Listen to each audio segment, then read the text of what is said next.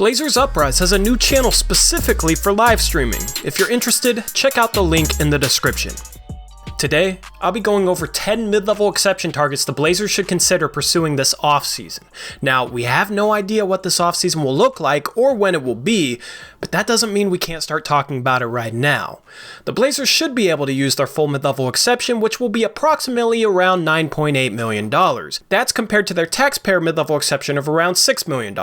Eric Brandt will have a very detailed video up later this week explaining our cap situation if you're interested. Now, having access to their full mid-level exception isn't something the Blazers are used to, as they've only had the taxpayer mid-level exception the past couple of seasons. The Blazers having more money to throw around this offseason should be fun. Having this amount of money can actually open up multiple targets that the Blazers can sign, because a lot of the targets on this list will probably be signable for only part of the mid-level exception. So we could potentially use our $9.8 million on two free agents making $4.9 million.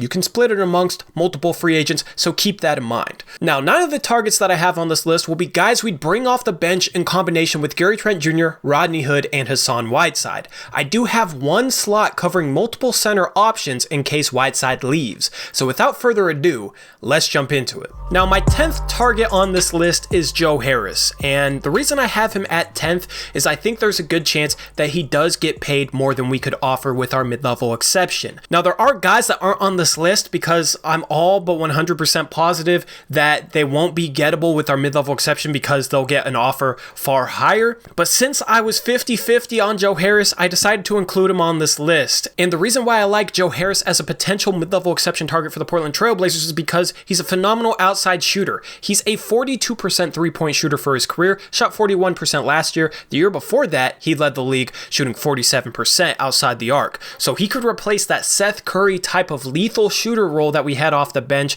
a couple of seasons ago. But honestly, the main difference between Seth Curry and Joe Harris is instead of being 6'2" and a combo guard, Joe Harris is 6'6" and 220 pounds, and he can play shooting guard or small forward. Finding lethal shooting like that from a guy who can play small forward is very, very difficult. And it honestly might be a better fit with our team because when we had Seth Curry, we would run out some small ball lineups including Seth Curry, Damian Lillard, and CJ McCollum. That would involve CJ McCollum being the small ball 3 at 6'3", which is very undersized for a small forward, but having that lethal shooter next to Dame and CJ made it worth it in some scenarios. But if we got Joe Harris, he's capable of playing small forward against a lot of different lineups. So we could play Joe Harris with Dame, with CJ, and have that lethal shooter next to them without being super undersized like we were when we'd run Seth Curry out there with those guys. So Joe Harris would be a fun guy. He's a Washington native, so he's from this neck of the woods, and I'd be a big fan of his three-point shooting on this team. Next on this list, we have JaMychal Green, and this is one of those guys that I think could come a lot cheaper than our full mid-level exception. I think he could be signed for around $4 million, so we could potentially sign him in combination with another one of the cheaper targets on this list. And one of the main reasons I like JaMychal Green is because his position fits our bench lineup. I just described Joe Harris. The one issue with Joe Harris is that he's a shooting guard small forward type. We already have two shooting guard small forward types ready to come off the bench with Rodney Hood and Gary Trent Jr., so how he'd fit into that, who would lose out on minutes, that would be kind of a weird fit positionally. JaMychal Green plays the 4 though, and that is the main position that I think we need to look at off the bench because we'll have the wings, we'll have center covered if we bring back Whiteside. We need a power forward. Some Blazer fans would rather have a Carmelo Anthony, but me personally, I'd rather have a well-rounded all-around player that can shoot from the perimeter and provide a little bit of defense, and that is what JaMychal Green could be. Now, JaMychal Green was serviceable last year for the Clippers. He shot 52% inside the arc and 36% outside the arc. The season before last, he shot 40% from the three-point line. So although he's not a Joe Harris type of shooter, he has the potential to be close to that, but instead of being a wing, he'd play power forward. He's also a decent defender. He can guard 3s and 4s, so he could be a good 3-and-D target off the bench. 8th on this list, we have DJ Augustin, and I think it might be a good idea to pursue a point guard to come off the bench because Anthony Simons just isn't ready to be a point guard in the NBA right now, at least not for a contending team, and that's really what the Blazers are trying to do. They're trying to contend for a championship. Given how Simons played last season, I'm not sure you can rely on him taking that next step and being that point guard off the bench the Blazers need to contend next year. I think he'll get there. I'm just not sure if he's going to be ready next year, so it might be better to go out and sign a veteran point guard. The other reason why I think it might be good to sign a veteran point guard is CJ McCollum. he's not the best facilitator when he starts with Dame and then he gets subbed in with the bench lineup. It's really hard to transition from the mindset of a score-first shooting guard next to Dame to coming back in with the bench and running the team as a point guard. It's a lot easier to have one mindset for the entire game. You can come into the game with one approach. You don't have to switch it up mid-game. And I think that is the reason why CJ is a much better facilitator and playmaker when he's able to play an entire game without Dame compared to when he has to get subbed back in with the bench lineup to run the offense in games where Dame plays. So it might be a good idea to have CJ remain in the same role for the entirety of a game as a score-first point guard and go out and sign a veteran point guard to help CJ run the team off the bench where CJ doesn't have that responsibility and doesn't have to completely alter his mindset with the bench unit. DJ Augustin would be that guy. Now, he did have a down year last year, only shot 39% from the field and 34.5% from the three-point line, but the 2 years prior to that, he shot 45 and 47% from the field, and he shot 42% from three. So if he could bounce back to that version of DJ Augustin, he'd be phenomenal off the bench because he can make plays for others. He's a decent playmaker, but then he can also play off the ball and be a lethal spot-up shooter to give CJ space when CJ has the ball. I also think DJ Augustin's about an average defender at the point guard position. I don't think he's a detriment on that end. Only problem is he's 5'11", so he couldn't guard two guards. The best point guard to have off the bench next to CJ McCollum is a point guard that can shoot, a point guard that can make plays, a point guard that can run the offense, and a point guard that can defend, but not only that, a point guard that has the size to defend both guard positions, because if you have a point guard that can guard both positions, you could have them guard the best guard, and you could hide CJ on the worst guard, and I think that's just a good defensive fit. The reservation I have about DJ Augustin is he's only 5'11", so he can only guard point guards. You don't want him guarding the two guard. The other reservation I have about him is he is 32 years old, so his struggles last season might have just been a sign of some inevitable decline. Who knows if he can bounce back to the DJ Augustin he was before. But given his struggles last season and his age, I think he could come on a very cheap contract, so you could maybe sign him and then go out and get a JaMychal Green or another one of the guys on this list. Next on this list, we have Marvin Williams, who played for the Charlotte Hornets last year. Then he got bought out, played a few games for the Milwaukee Bucks, and then the season got canceled. I think he wants to go back to the Bucks, but if he gets a good offer, maybe a team like the Portland Trail Blazers could steal him from Milwaukee. I like Marvin Williams because he's an all-around player. He's a smart veteran guy. He's a decent defender, and he's a decent three-point shooter. Last year, he shot 36% from the three-point line. Year before, he shot 37%. Year before that, he shot 41%. So he's shown to be a consistent knockdown three-point shooter, and combine that with his defense, and you could label him as a 3-and-D power forward. I think that's the ideal skill set and position to go after in free agency. I think it fits in best with the rest of the players we have, and since we got Gary Trent Jr. and Rodney Hood who can play shooting guard and small forward, and then hopefully bring back Hassan Whiteside and get center covered, and CJ can play point guard off the bench if we don't go sign a point guard like a DJ Augustin. The only position we have left over to fill is power forward. Again, some people would prefer Carmelo here, but I'd prefer an all-around power forward, and that's what Marvin Williams is. He's also another one of those guys that could come noticeably cheaper than the full mid-level exception. We could maybe sign him for $4 million, $5 million.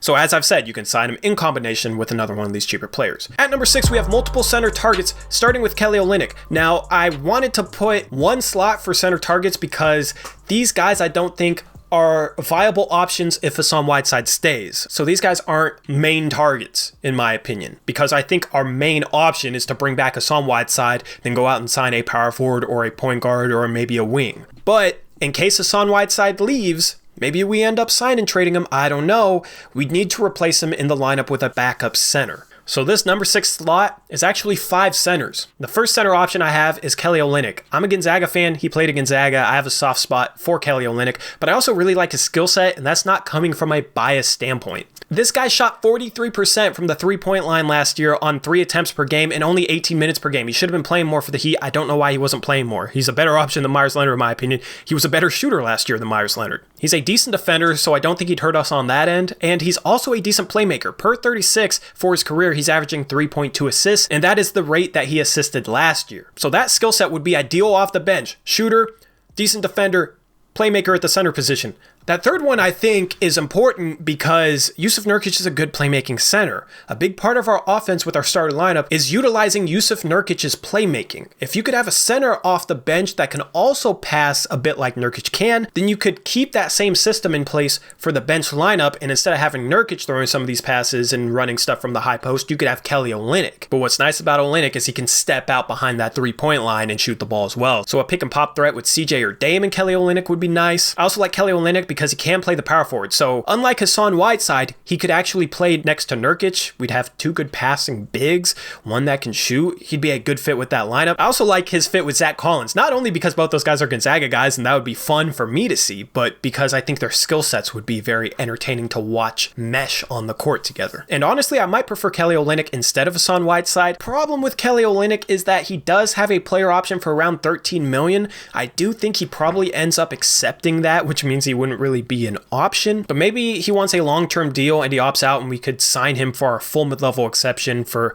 almost $10 million a year and pay him about $10 million a year for 3 years. Maybe that is something he'd rather have. If he does opt in though, he might be a good trade target. The Miami Heat were interested in Trevor Ariza last season. Trevor Ariza's contract is basically a perfect match for Kelly Olynyk. A straight up Ariza for Olynyk swap would be decent in my opinion. Maybe you can sign and trade Hassan Whiteside for a wing, but if not, if Hassan Whiteside walks and you're able to trade Ariza for a Kelly Olynyk, then you'd still have the full mid-level exception to go after a wing, go get a Joe Harris. And then you might have a lineup with starters being Dame, CJ, Rodney Hood or Joe Harris, Zach Collins and Yusuf Nurkic. Then off the bench, you'd have Gary Trent Jr., Rodney Hood, or Joe Harris, whichever one doesn't start. Maybe you bring back Melo on a minimum, and then you have Kelly Olynyk. But anyway, this isn't a trade video, so moving on to the second center target, maybe we could bring back Enes Kanter. I don't know if the bridge is burnt between Enes Kanter and the Portland Trailblazers front office after what happened with his free agency last offseason, but if it's not, I wouldn't hate bringing back Enes Kanter. We got robbed of seeing an amazing 1-2 center punch of Yusuf Nurkic and Enes Kanter. Of course, Nurkic got hurt, so then Kanter had to step up into a starting role. We made the Western Conference Finals with Enes Kanter as our starting center. So maybe it'd be, everything coming full circle and finally having that 1-2 center punch of Nurk and Enes. We all know what Enes can bring. He played for us. I don't really need to go in depth on what he can bring. He does have a player option with the Boston Celtics for around $5 million. So if he did opt out, he'd probably be looking for more money or at least a longer term contract. But I wouldn't hate bringing him back. It'd be fun. Third possible Whiteside replacement would be Harry Giles III. Now he's an interesting case because Sacramento mysteriously declined their team option for his third year, making him an unrestricted free agent. That makes no sense to me, but the Kings are going to do King things. I can't really explain a lot of the different things that the Kings do. They're just a very bad front office. And Harry Giles hasn't been bad. That's the thing. He's still very young and he's been serviceable. They do have a logjam of bigs, but I don't know why you decline a team option on this guy. It makes absolutely no sense to me. Last year, he played in 38 games. He played 15 minutes a game. He had 7 points, 4 rebounds. He's also a decent passer. Per 36 minutes, he gets around 3 assists per game. So that playmaking could translate from Nurkic to Harry Giles at center. I have no idea what his price range would be, but there's no way he's going to make more than our mid-level exception. So maybe he's somebody that we should look at because he could be a long-term fit as a backup center because he's so young. And what's interesting about Harry Giles is when he got drafted, he was actually wearing a Blazers cap because he got drafted with that 20th pick that we traded to the Kings in order to get Zach Collins. And the NBA draft, they do it weird. A pick can be traded, but it isn't official, so they still have prospects wearing hats of different teams, even if they already know that that player is being traded. So Harry Giles was rocking a Blazer cap on draft day. Maybe put him in a Blazer uniform next year if Hassan Whiteside leaves. Wouldn't be a bad target. Fourth option we have would be a fan favorite. That's Aron Baynes. From an entertainment standpoint, just imagine Yusuf Nurkic and Aron Baynes as our centers. How awesome would that be? Aron Baynes has surprisingly developed into a really solid three-point shooter. That's something I never thought I'd say, but we saw it firsthand as he had a game last season. I forget how many points he dropped. He dropped like 37 points on 8 3-pointers against the Portland Trailblazers, helped the Suns beat us. That was very frustrating to go against, so maybe it'd be nice to have that shooting off our bench from a guy who'd instantly be a fan favorite. He's a decent defender, can finish inside the arc, just an all-around solid player. Anyway, moving on to the fifth possible center replacement, and I think this guy will surprise you because it's DeMarcus Cousins.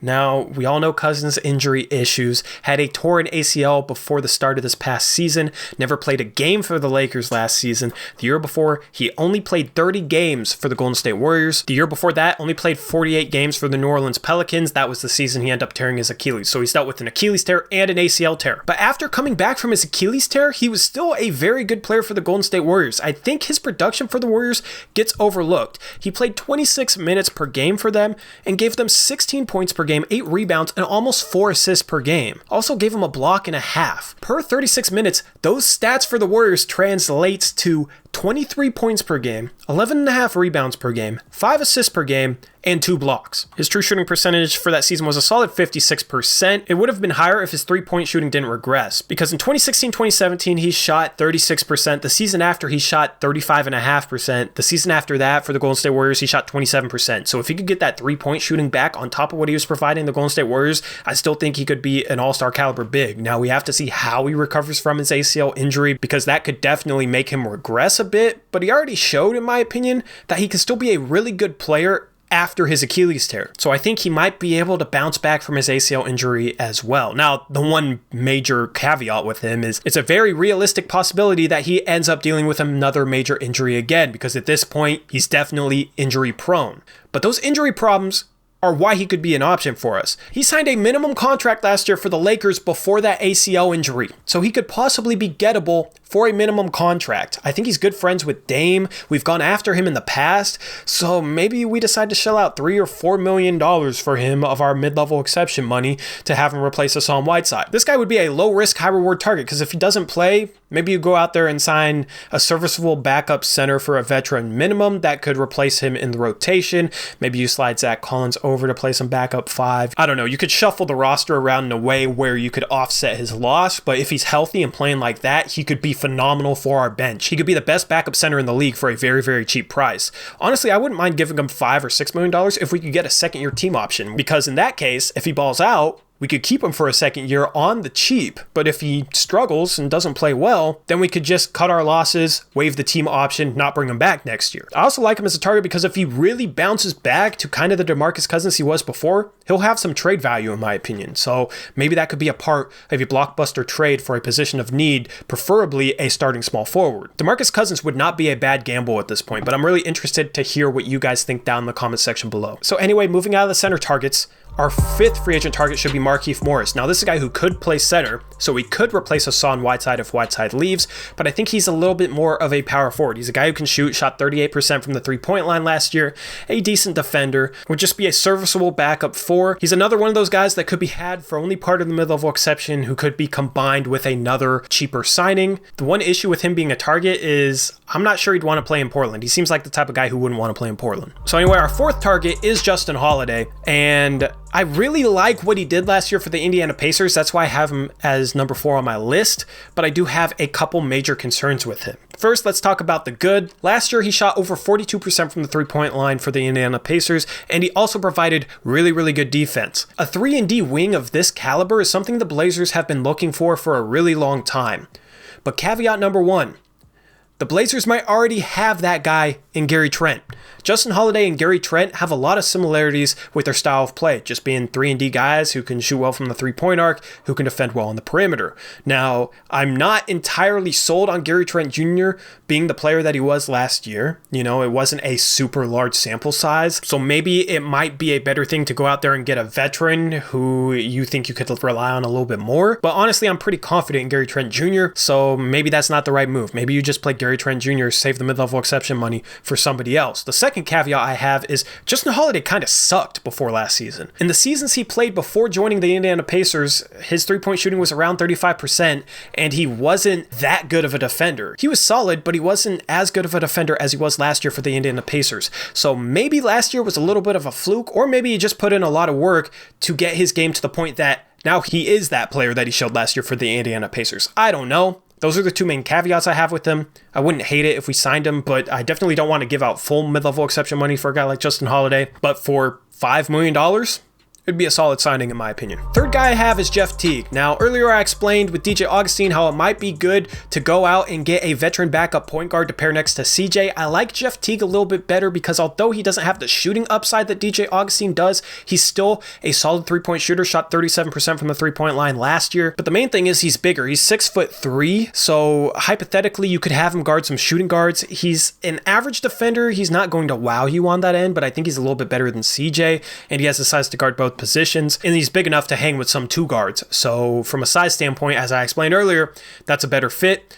The other reason why I like Jeff Teague more than DJ Augustin is he's just a better playmaker. The past couple of seasons, he's averaged around 8 assists per 36 minutes. He hasn't played 36 minutes, but that's just the rate he assisted at. Compare that to a guy like Dame, he's about on par with Dame's playmaking. Now, I would really like that playmaking paired with Hassan Whiteside, because a Jeff Teague and Hassan Whiteside pick and roll duo off the bench next season would be one of the best in the league. It would be up there with Lou Williams and Montrezl Harrell. And given how heavily Portland relies on pick and roll, having a really good pick and roll point guard off the bench could be a really good option for the Blazers. Now, he's not going to come cheap. I think it would take our full mid-level exception to go out and sign Jeff Teague around $8 to $9 million per year, but he'd fill a position of need, and then maybe you go out and get a backup power forward on the cheap. Getting Jeff Teague would probably knock Gary Trent Jr. out of the rotation. Some fans won't like that. That's kind of the caveat that we have to put in place when we're talking about any point guards, shooting guards, or small forwards. But for a year of Jeff Teague, maybe we trade him at the trade deadline. He'd be some salary that we could use to match a larger income player. Maybe that'd be worth it,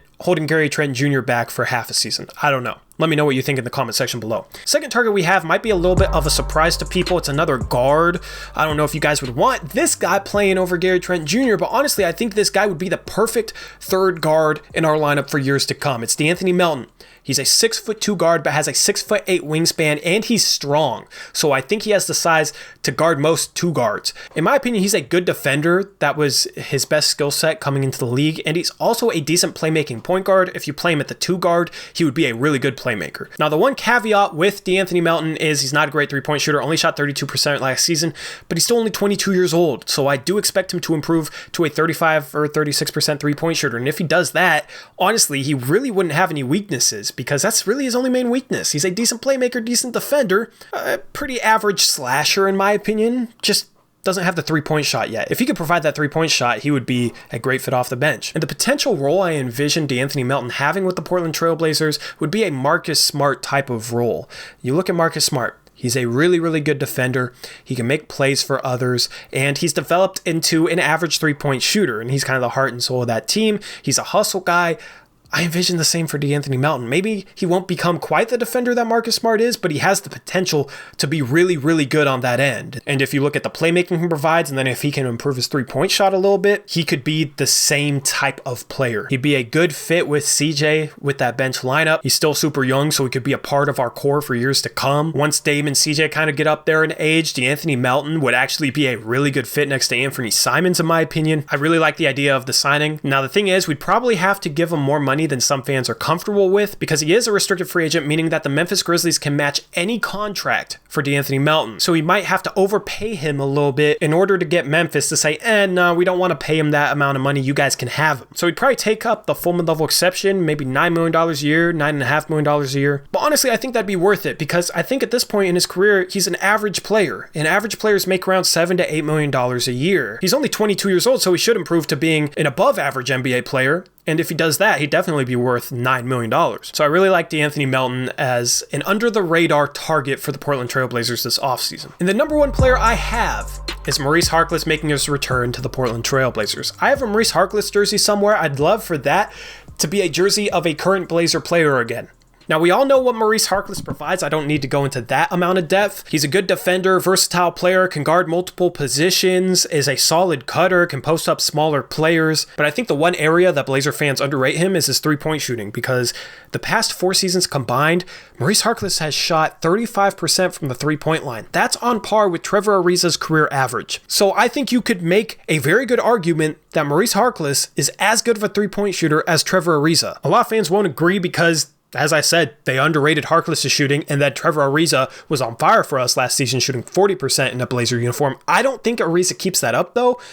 Maurice Harkless might be a better starting small forward option than Trevor Ariza. So if we do trade Trevor Ariza for something, Harkless could slide in there. He knows the team. He knows the culture. He has good chemistry with Jusuf Nurkic. Jusuf Nurkic's passing and Maurice Harkless' cutting and lob threat ability, I think, are a good fit. But I think the most likely role for Maurice Harkless would be the backup power forward role. As I've said, that's the main role off the bench we need to fit. I think Harkless would be a better backup power forward for us than Carmelo Anthony. Not necessarily necessarily because Harkless is the better player. I'm not going to make that argument. I simply think that Harkless would be a better fit because his skill set is a better fit. He's a good enough three-point shooter to knock down outside shots, but then he provides the defense we need. Our defense sucked last year, and a big part of that was Carmelo Anthony, so he can provide that help on the defensive end that Carmelo Anthony can't. And then his chemistry with some of the players on this team, I think, would pick back up right away, and I think he'd fit in really, really well. If we brought him off the bench too, we wouldn't have to rely on him as much to score the ball, which is probably the best role for Maurice Harkless. So anyway, that is some of my mid-level exception targets for this upcoming offseason.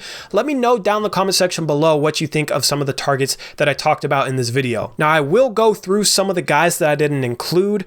The following guys I did not include on this list because they are too pricey. That is Christian Wood, Jeremy Grant, Serge Ibaka, Marcus Morris, and Goran Dragic. If we somehow could miraculously sign one of those guys to the mid-level exception, they'd be phenomenal fits for our team, but I don't think there's really any chance that they'd sign a contract that cheap. I did leave out a couple of other targets that Blazer fans seem to love. Those two are Jeff Green and Jay Crowder. I'm not high on those guys. I don't think they'd help our team whatsoever, so I didn't include them on this list. But if there's anybody who you think would be a good mid-level exception target for the Blazers this offseason that I haven't named so far in this video, let me know down in the comment section below and explain why you think they're a good target. So anyway, subscribe to this channel if you haven't already done so. Leave a like on this video, it helps me out. And thank you guys for watching.